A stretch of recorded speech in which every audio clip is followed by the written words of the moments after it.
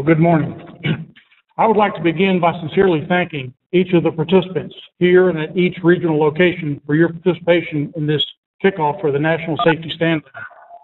Your presence at each regional STEPS meeting across the nation demonstrates your personal commitment to protecting our industry's workforce from harm. Thank you for actively caring today. I'd like to begin my presentation by making a declarative statement. Ladies and gentlemen, hope is not a method. I say again, hope is not a method. By that, I mean hoping to eliminate workplace fatalities by sharing past incidents is not a method for attaining that vision. Elimination of death as a negative consequence of our effort to explore for and produce energy resources to fuel our economy and our way of life requires multiple strategies. I firmly believe that one of those strategies to eliminate workplace deaths that we must embrace is making safety personal for every man, woman, and child in our workplace family.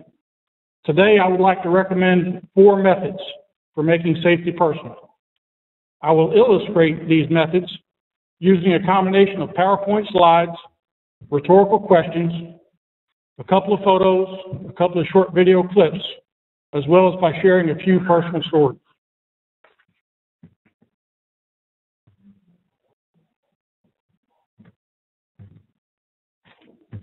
I'm not getting any response on page down or down arrow.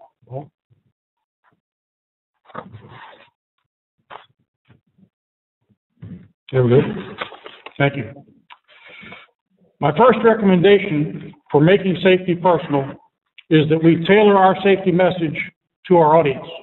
I intend to illustrate that this morning by sharing the business case for safety excellence. My second recommendation for making safety personal is that we focus on the critical issues, not just reviewing summaries of fatal injuries, but tailoring them to our audience. Not just putting a spotlight on hand and finger pinch points as the #1 source for higher frequency rates. My third and fourth recommendations for making safety personal is that we engage the hearts and the minds of others in our workplace.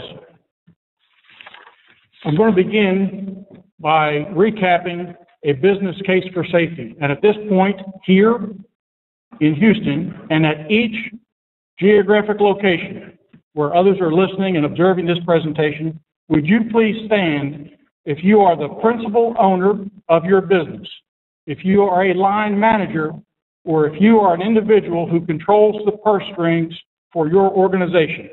Would you please stand at this time? Well, I just swing and a miss. I don't have anybody standing in Houston.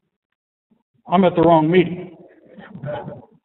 I hope perhaps in the other regions we have line managers that are standing. These next 9 slides are focused at those line managers. For those here in Houston that do not consider yourselves part of line management, I hope that you'll take part of this message back to your senior management and demonstrate to them the business case to be made in support of safety excellence. The source of information for this presentation comes from a workers' compensation loss run for a very large drilling contract. It is a 5-year history, and these are all of the legitimate OSHA recordable injuries that were posted to that drilling contractor's OSHA log for that 5-year period. There are none of the alleged injuries that were on the border. These are the ones, no doubt about it, that's a legitimate workplace injury. There were 348 total recordable injuries over that 5-year period. 218 were medical treatment cases, 103 were restricted duty cases, and 27 were lost time, disabling injuries, and in some cases, career-ending injuries. The direct cost associated with each medical treatment case, average cost was $6,500. Based on the safety textbooks that I've read in pursuit of my certified safety professional designation, the indirect costs associated with accidents incidents is 5 to 7 times greater than the direct cost. So I will be multiplying each direct cost by a factor of 5, simply to try to be conservative. If each medical treatment case direct cost is $6,500, the indirect cost is $32,500. The cost for each OSHA recordable medical treatment case is $39,000 per event. Each restricted workday case averaged $25,000 in direct expense.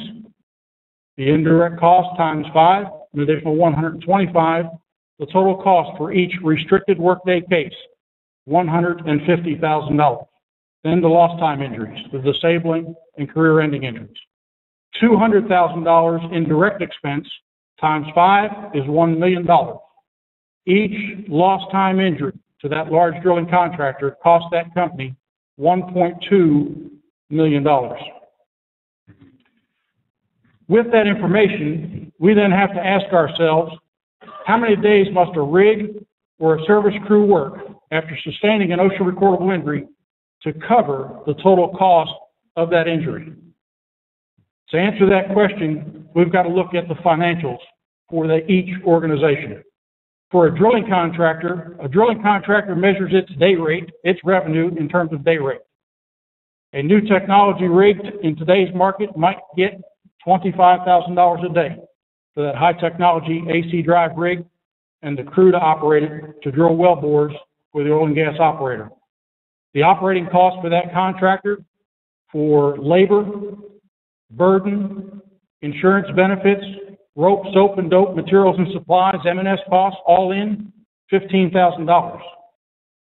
The profit margin, the positive cash flow for that drilling contractor in an up market is $10,000 a day. In a down market, drilling contractors will get very competitive. We will reduce our day rates down to an almost break-even point. So let's take it down to $16,000 a day. That extra $1,000, that's just our little cushion, a little margin of error, in case we have to buy a spool of drill line that runs up our M&S cost for a given month. If our day rate in a down market is $16,000 a day and our operating costs remain the same, that drilling contractor now has a positive cash flow of $1,000 per day.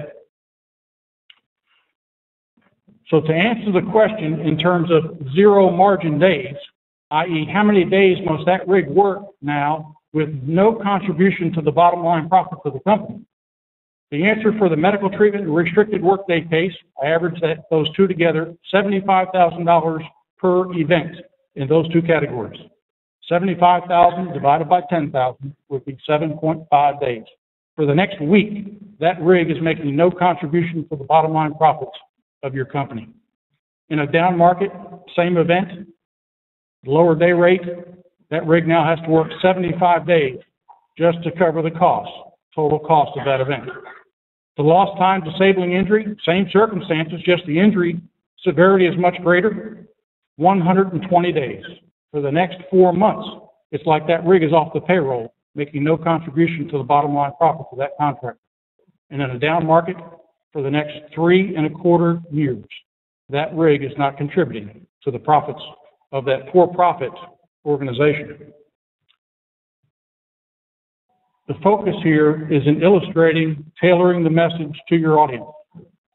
If you were an audience of rig managers, tool pushers, I would shift my metrics. Instead of focusing on positive cash flows and margins, I would focus on downtime. Because I know through personal experience that a rig manager and a drilling superintendent will jump through hoops to prevent 3 hours of downtime. Off the payroll for 3 hours working for that operator. So how many hours of downtime would it take to offset the cost of an injury? Because they are willing to walk by a known unsafe practice, and because they don't want to get into it with that employee on that day, they're willing to ignore what they know through experience is an unsafe practice and has a high probability of producing an injury. So the answer in downtime days would be for the medical treatment case, restricted duty case, it's like being on downtime for 3 days. I said they'll jump through hoops to prevent 3 hours of downtime. Now they've got some skin in the game. They've got a reason to intervene to stop the job.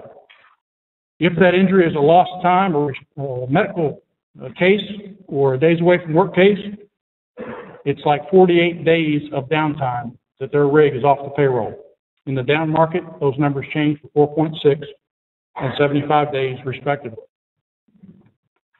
Let's make another tailoring effort. How about for the service companies that are represented here today? The positive cash flow for a service company for some might be calculated this way. The revenue, the hourly rate is $250 per hour for that service crew to come out and do the work for the day. The operating cost for that service company might be $150 per hour, giving them a positive cash flow of $100 per hour. So how many hours does that service company now have to work to offset that OSHA recordable injury that occurred in the first hour on day one? The answer is here. For the medical treatment restricted workday case for the next 750 hours or for the next 31 days, that service crew is making no contribution to the bottom line profits of your company. If it's a lost time disabling injury for the next 12,000 hours or 500 days, that service crew is making no contribution to the profits of your company. So there's some questions that have to be asked. I want you to try to personalize this concept, this way of thinking, so that you can take the message back and share it with your line management. How do you measure financial performance in your business? And then once you establish what that number is, use that as the denominator in making your calculation. So how much will you have to generate in sales at your company for the services that you provide in order to offset the total cost of each OSHA recordable injury that occurs in your operations? This slide is for the doubting Thomases that are in the audience everywhere. This slide shows the workers' compensation and general liability losses for that very large drilling contractor going back to 1986. And in 1986, that contractor worked about 2 million man-hours per year, and their cost per man-hour work was over $1.80. That came out of the bottom line profits of that company to offset the costs of their mistakes, of their lack of safety leadership. Through the end of fiscal year 2013, that number is now 17 cents per man-hour worked. That contractor is seeing more than $1.60 in savings in workers' compensation and general liability losses per man-hour worked. They're working 20 million man-hours today, which means 18 million man-hours more than the benchmark date, 1986. And that contractor is keeping $28.8 million on the bottom line profits of that company. And that 28.8 goes into building new technology rigs, creating 25 to 35 new jobs in our industry. Folks, strong investment in time, effort, and money in protecting our people from harm is worth your time and effort. It's worth your dollars at your company. For those of you that work for public companies, I hope your shareholders, if they were to see this, would ask you, what is it that you're doing to protect our workers from harm? If you are a private company employee, I hope your personal investors are asking you, the owners of that business, principals of that business, what are you doing to protect your workers and my investment from risk? I would like to transition now to talk about the second method for promoting making safety personal. With this, I want to focus next on focusing on the critical issues, like the top two causes of incidents that produce deaths in our industry. They've been highlighted here today, previously. The number 2 cause of death in our industry is struck by and caught between. For drilling contractors, I can tell you by firsthand experience, it's our number 1 cause of death for drilling contractors throughout the U.S. Examples of those incidents were just covered in the previous videotape. I've got a question for you.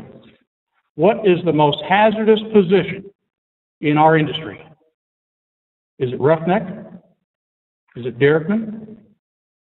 Is it casing stabber? Is it swamper? Is it high pressure tester? The answer is none of the above. The most hazardous position in our industry is inside a motor vehicle. I want to illustrate method number 2, focusing on critical issues, and method number 3, beginning to engage your minds by highlighting some of the safety data, most relevant data related to motor vehicle fatalities. For example, it's already been mentioned today that motor vehicle fatalities represent 40% of oil and gas extraction fatalities over the last 10 years. Did you know that 52% of those motor vehicle fatalities involved light vehicles, like the ones we drove here to this STEPS meeting today? Or that nearly 80% of those fatalities occur on public highways and never get investigated by OSHA. Instead, they're investigated by the state police. And for 2012, the number was mentioned previously, 45% of oil and gas extraction deaths are associated with transportation. Folks, the bottom line to this message and this slide is that oil and gas motor vehicle deaths are on the rise.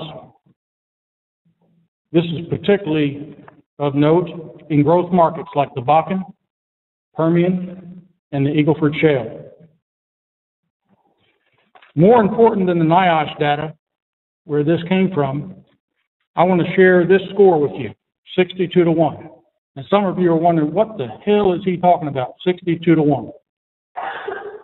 Since January 1, 2001, 13 years, we have lost one H&P employee to a work-related driving fatality.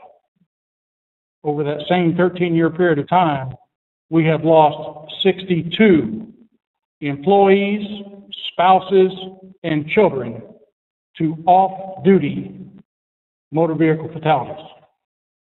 So the rhetorical question is, where are we really more at risk? Where is our workforce more at risk? On a drilling rig, in a service company operation, or driving on the highway to and from work? Driving to your favorite deer camp, or driving to grandma's for Thanksgiving dinner? I think the answer is obvious. The tough question is, what are we going to do about it?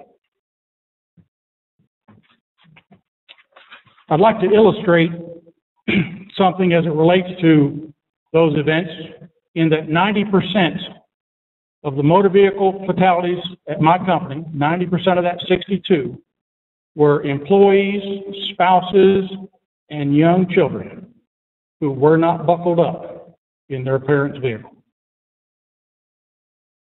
I'd like to ask everybody in this room and everybody across the STEPS networks in all areas to please stand. You've been sitting for a while, it's time to stretch. Please stand. Stretch it out a little bit. Way to go, Alma, looking good. All right, please follow these instructions. If you did not wear a seatbelt coming to this STEPS meeting today, please sit down. There is no one in Humble, Texas who is sitting down. I'm going to be curious, Rick, to get the feedback from the other areas. We have something in Helperton Payne that we call the bullshit meter. And right now, my bullshit meter is up about 80%. Some of you are lying. And I know because for 2 hours this morning, a friend and I sat at the driveways to this location, and we watched you pulling in to the parking lot. 80% of you buckled up. 20% did not. 20% of you are lying. And that 20% ought to think about a career change.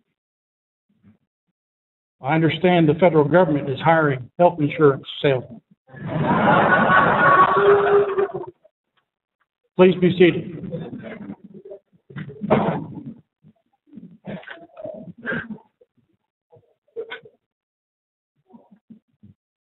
I think I just made safety personal for at least 20% of the people in this audience here in Texas, and perhaps in the other areas as well. Ladies and gentlemen, I will not apologize for truly caring about your safety. In my opinion, we will not eliminate workplace fatalities throughout our industry until every man, woman, and child in our workplace family wears a seatbelt, correction, a life belt, every time they get into a motor vehicle. Whether it's a personal vehicle or company vehicle, a driver or passenger, front seat or back seat, 100% without fail. And anything less than 100% is unacceptable and cannot be tolerated if we are truly going to care about ourselves and about our family's future. I'd like to illustrate my fourth and final point by sharing some video clips. The first one is called Embrace Life. Paul, let's pull it up, please.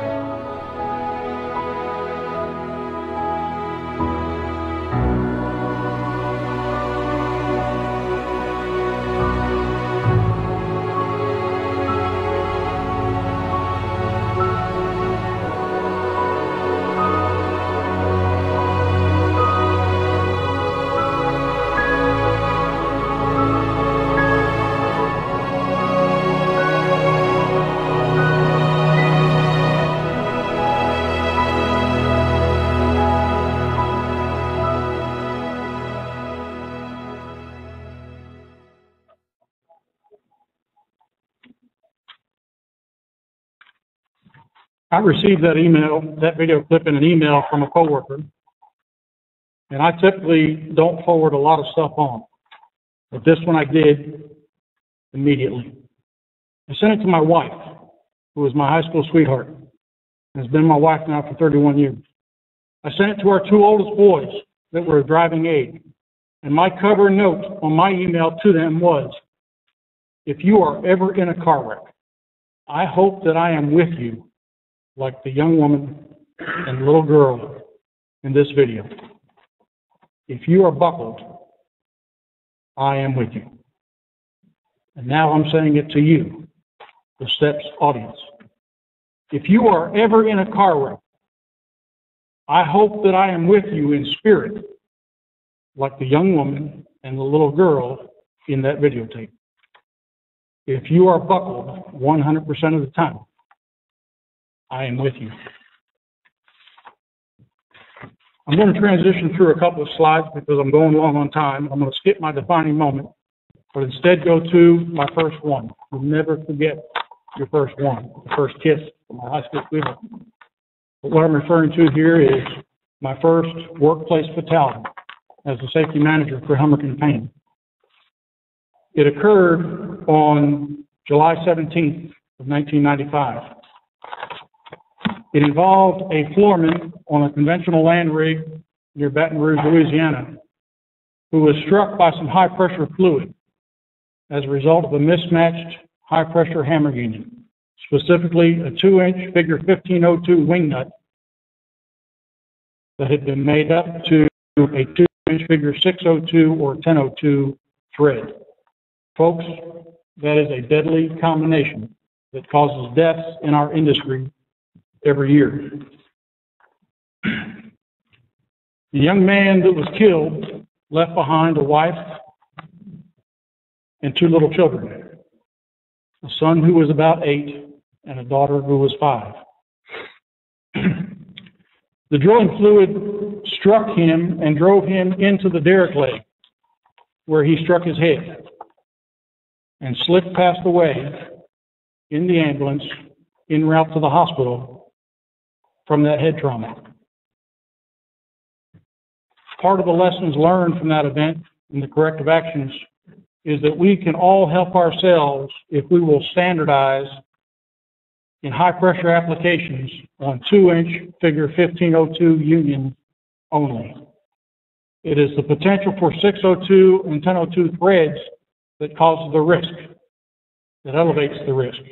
In that case, the control is that very simple ring gauge that you can't tell at night when you're looking at a hammer union connection down in the substructure or down in the cellar, whether it's a 602 or 1002 or a 1502. You can't distinguish the colors, and there's a color coding system as hazard control, but very weak form of hazard control.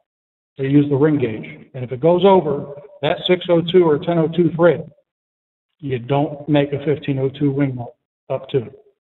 If we standardize on 1502 across the industry, the roughnecks, the unsuspecting roughnecks, the victims cannot get it wrong. That was my first one, and it occurred on this location. Do you see the cemetery in the foreground? I have one rig picture in my office. It is this picture right here. And we live this closely day in and day out. Not we, our workers live this close day in and day out. Between safety and operational excellence on the rig floor, we're 6 feet under because of the workplace fatality. I'd like to finish with what I consider to be my greatest day in Gulf Field. And that came on February 11th of 2011 here in Houston at our training center as we were preparing the next new rig crew to take out the next new build rig. On day one, the first break, I'm walking down the middle of the aisle with tables, chairs on either side of me, and a young man stands up, extends his hand. I shake his hand, and he said, "Mr. Hubler, do you remember me?" And real quick, I shot a glance at his name tag, and it read, William Straybeck. And I looked him in the eye, and I said, "No, I don't know a William Straybeck, but I know a Chase Straybeck and his little sister, Lakin." And he responded, "Sir, my middle name is Chase, and my sister's name is Lakin." I met Chase when he was 8 years old. I met Chase in July of 1995 at his father's funeral. Someone had pointed him in my direction, pointed me out to him as the safety manager for Hubler & Payne, the employer. And Chase came over and pulled on my pant leg to get my attention. And I got down on one knee so that I would be eye level with him. With tears in his eyes, with a quivering chin, he asked me this question.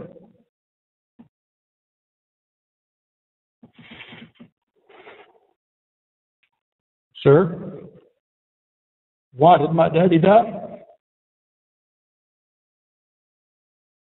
How do you answer that question to an 8-year-old boy who has just lost his best friend, who lost his hunting buddy, his mentor, his tutor, his coach? There is no adequate answer. I want to finish on a positive note. I consider that to be my greatest day in the whole field, because Chase found room in his heart to forgive me personally and our company for taking his daddy away. Today we owe it to him, to his wife, and to his son to protect those roughnecks from harm. I would like to close by sharing my personal creed. and I hope that you will consider creating one of your own to make safety personal. My name is Warren Hubler. I am a safety professional in the oil and gas extraction industry. I am responsible for life.